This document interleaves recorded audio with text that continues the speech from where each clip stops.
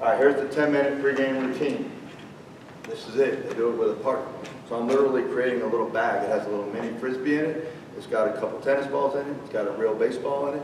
Okay, and everything that they would need to do this.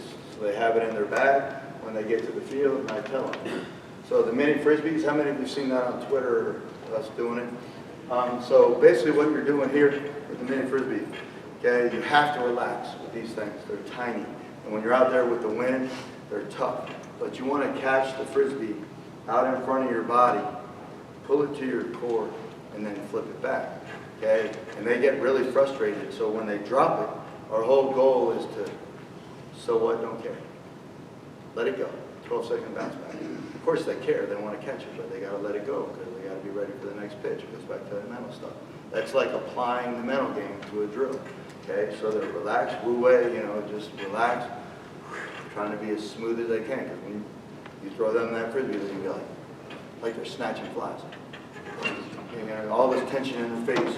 You know, they have to learn how to just be smooth. So they do it for about a minute.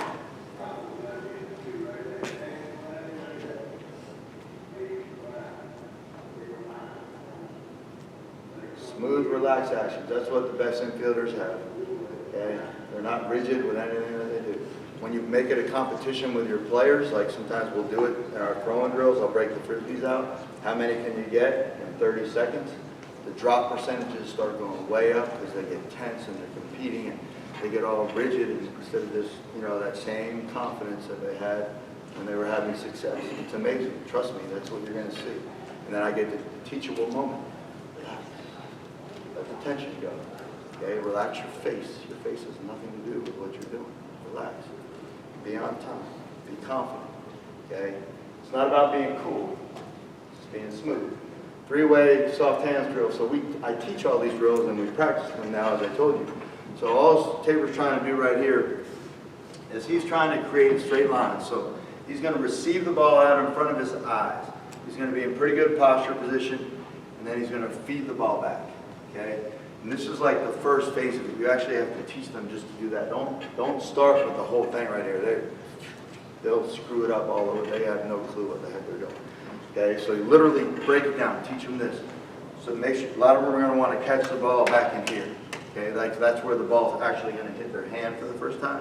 When they start, you want to give right here, push back. Straight line, push back. Okay, scouts, that's what they look for. When we say good actions, right? What are you looking for in an infielder? Oh, actions. Okay, well, what actions are you looking for? Pro scouts like straight lines. Okay, straight line when everything works. Okay, to the core back, not or. Okay, everything. So when things are really clean, so he'll drop step here. He'll create straight lines. Here's the open hand that Jack was talking about. Hand in front of glove. Straight lines. Someone will be here, there. They'll do all sorts. All you're trying to do is let it hit right here. Pull to the center. Push back. Straight lines. Boom, boom, boom. Okay? And then they'll come back on center, and then they'll go here. And with the backhand, all you're trying to do is catch the ball right here in front. My eyes are behind. You make sure they're feeding to the side of their body. They just receive with their lever, and then take it back on a straight line. They don't pull back to feed on this one.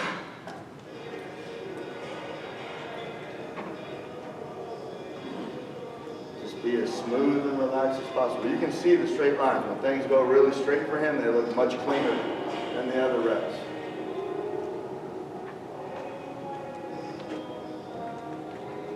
So some of my feeds are a little high. You want to be about knee high. That was a pretty good feed there. That was pretty good. Pretty good. Good. Too high. Good. So that was literally him get preparing to go back to college. So the dribble drill. So what we're learning is early and late separation. So they literally are going to be dribbling, okay, get in a good fielding position. The eyes are behind, fingers at the top of the triangle, and literally all they're doing is dribbling. And the elbows, this surface doesn't work. Elbows work out. We don't want elbows in. elbows in, you're tied up. So all they're doing is right here, and they do a deeper separation with the foot. So you'll see him, he's doing it with a tennis ball. You can tell he does it a lot more than me. He's a lot cleaner with it.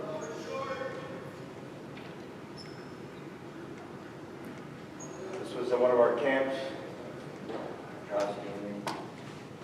So rolling funnel, so they're working with a partner. They're just going to roll this thing hard right on the ground. This wasn't actually him executing a drill because he throws, but all they're going to do is they're going to receive right back to the D, okay? And then they feed it right back to the partner. So you see one rep. They're literally doing this now in 10 minutes. Shuffle drill. So, I mean, sometimes it's easier just to watch than we talk about. I'm literally taking a ball right now. We have two balls going at the same time. Start with one. Then we'll be ready for two, okay? Simple to complex, okay? So I would feed a ball right here. He's got to shuffle over, field in front, feed it back. Shuffle right over here, feed it back. Once you get good at it, you add in the second ball. And I vary the types of feeds that I'm giving.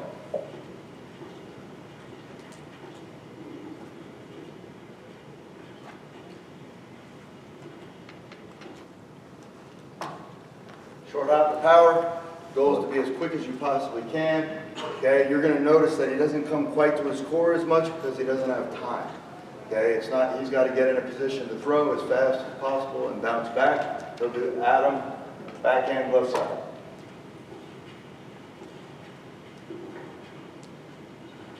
Transition maybe just a little deep on some of them more than I would like.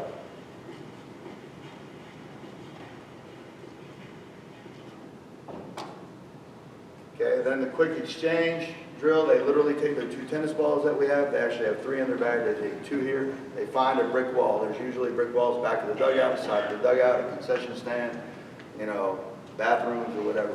They have 1 minute of transitions, as many as they can make, and I encourage them to change their arm slots.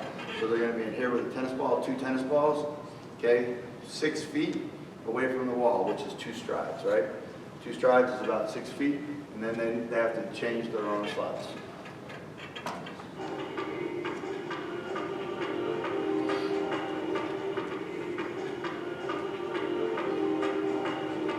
You'll see back angle here in a second.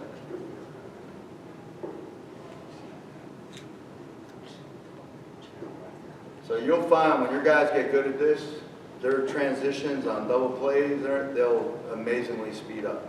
We do this one in the weight room with our guys in the fall. There's the behind me.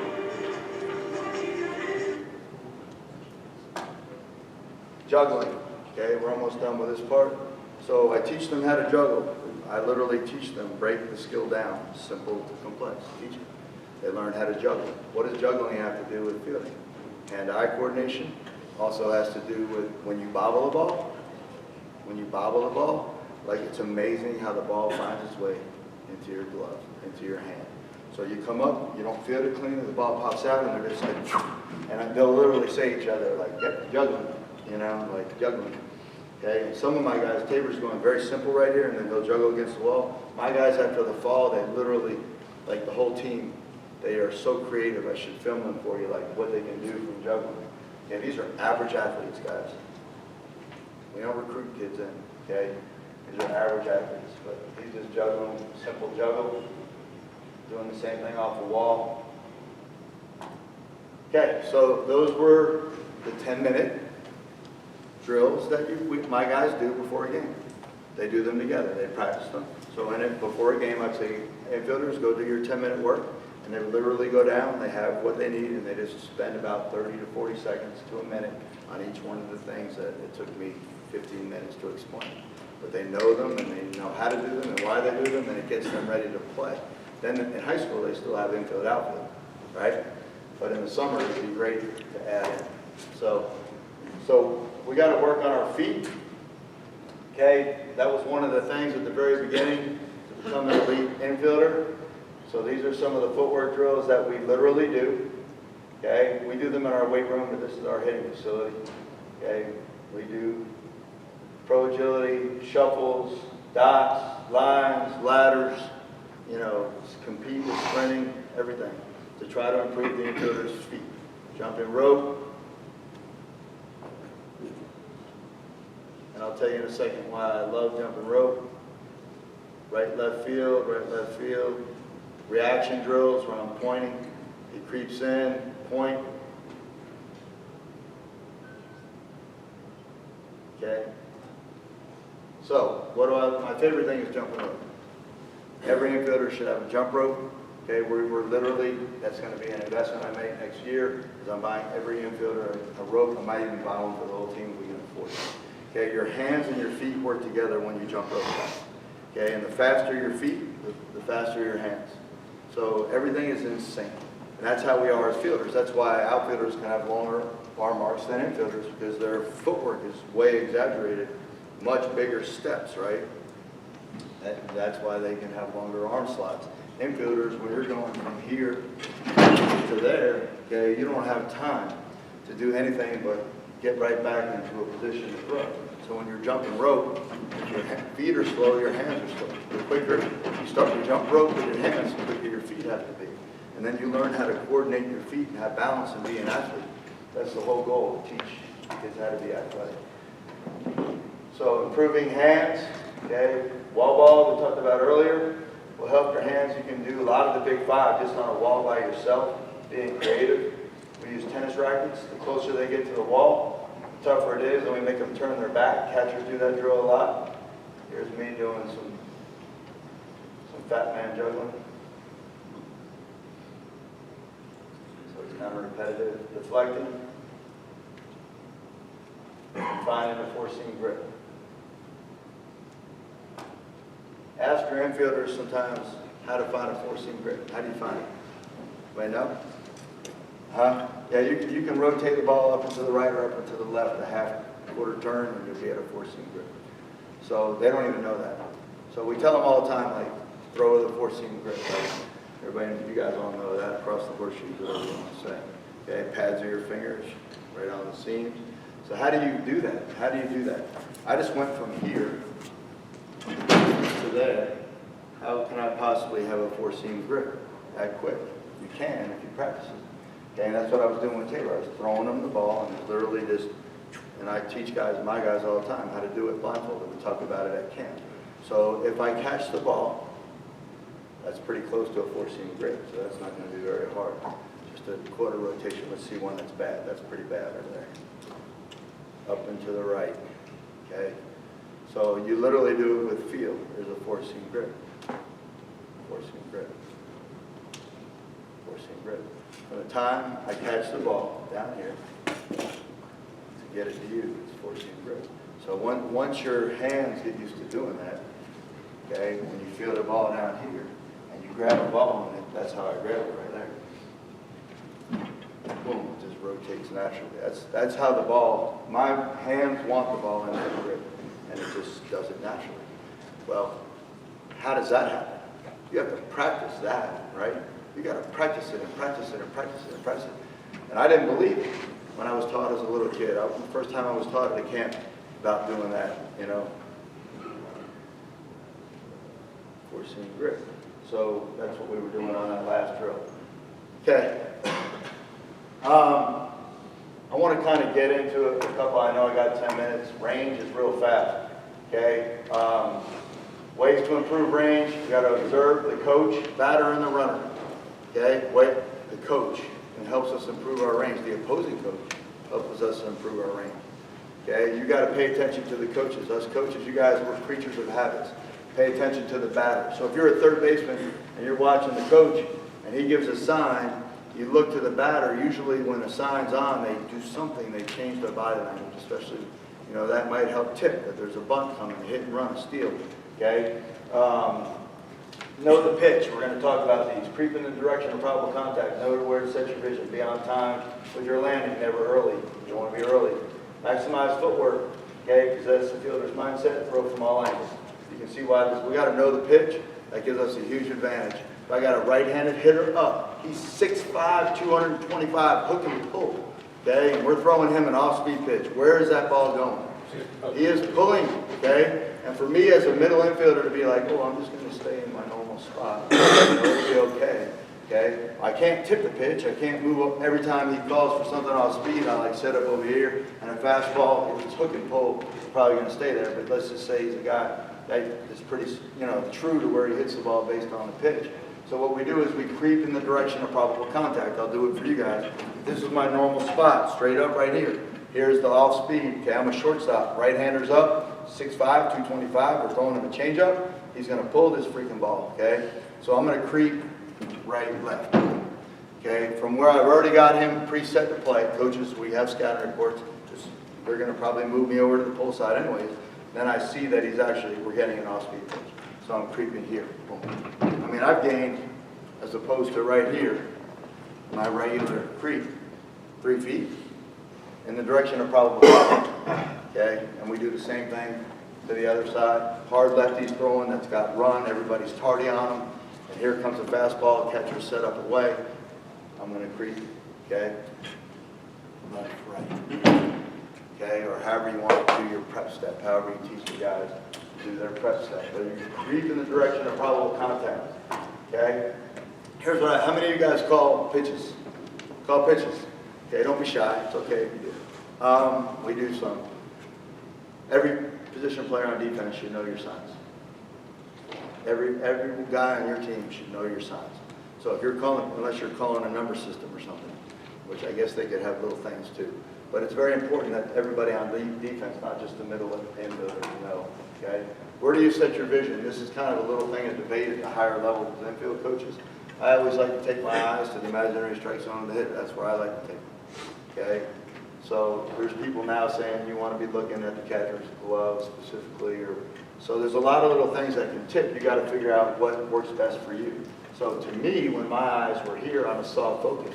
So when the pitcher let go of the ball, and I'm playing shortstop right over here, this is where I set my eyes. And like literally, this is what I would see. I would see that ball coming in, and if this is Don Madden, that thing. If he's pulling this ball right here, I'm going to see the bat come in. His hands are going to come inside, and the bat head's going to come out front and catch that ball out front. And I can literally, as a shortstop, not only did I creep in the direction of probable contact, okay, but now I actually see the balls being pulled, and I can tell that it's going to be somewhere like right over here. Okay, that worked for me. That helped me increase my range, and there's a lot of people that feel the same way. Okay, so what we did at camp and at gym is we were teaching them to read. It was an over-exaggeration of reads and angles of the bat. So you'll see the guys. They're just doing drop steps. We had 65 guys in the gym. Say slow, it's smooth. I want the ball, baby. And they're just reading hand angles and bat angles. Okay? It's not one or the other. It's a combination of all those things. Pitch locations, hands, bat angles, bat being early. On time, never late. Okay, you guys were doing this with me. Boom. I do this with my players with a tennis ball. I'll throw it up, and they got to creep and be on time when that ball lands on the ground. Okay? That's how they learn to be on time. We don't want to be early because we get static, and they're starting to show now, like Pedroia, a lot of these guys, he's over-exaggerated how much he gets up. I wouldn't teach somebody to go that high, but it worked for him. Okay? You are a little bit more explosive as long as you're on time. And the thing about Pedroia is he was usually a fraction late, so he knew exactly where the ball was, where it was going when he landed a fraction late, and he could literally use that dynamic explosiveness to be perfectly at the angle he wanted to be at. And that worked for him. So you never want to be early. You never want to get like the ball's not in the zone and you're already down. What I tell my guys, that imaginary straight zone of the hitter? When you're trying to be on time to that, just think about it for a second, how fast that ball's moving through that little space. Okay? It takes 0.4 of a second for a 90-mile-an-hour fastball to leave a pitcher's hand, hit the catcher's glove. How quick is it going through the strike zone? Okay, so when you're trying to be on time, you're probably going to be a fraction late anyways, right?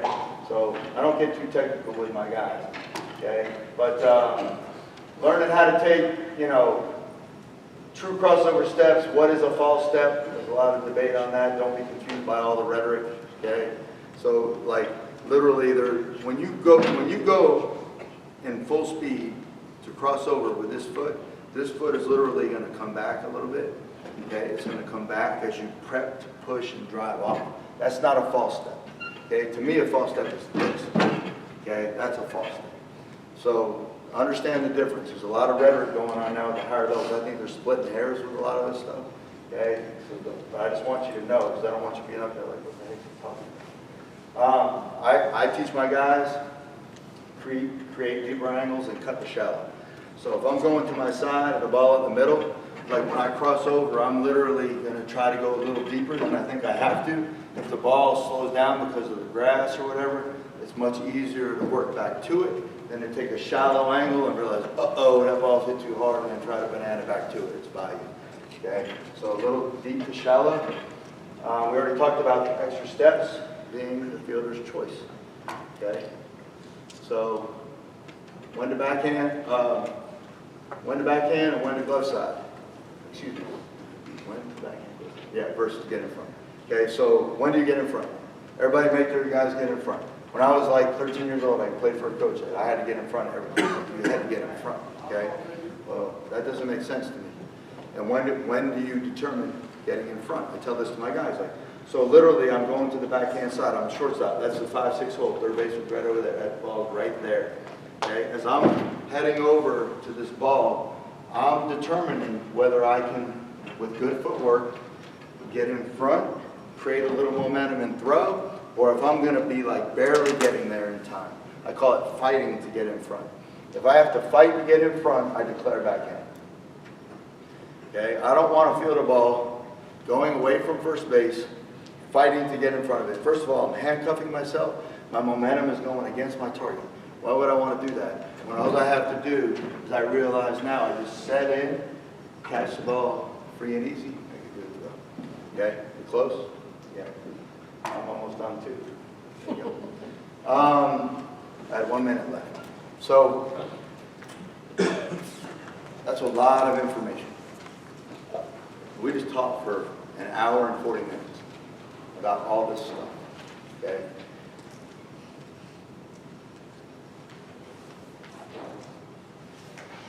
Just be careful, because, you know, give them the core stuff that you know works, and then build them and give to them when they can handle it. Okay? If you follow me on Twitter, there it is, at Coach Mongero. We have Dirt Bros Infield now. Me and Trotsky have that one as well. That's not even it. Oh no, this is the website. But Dirt Bros Infield is our Twitter account together. A lot of this stuff is here that you can follow if you want stuff. Just email me, guys. I don't know it all. I feel honored to be asked to speak. I am a student of the game. I study infield play. It's my greatest passion. Okay. The last thing I want to do is mislead anybody. Okay. And there are areas of debate.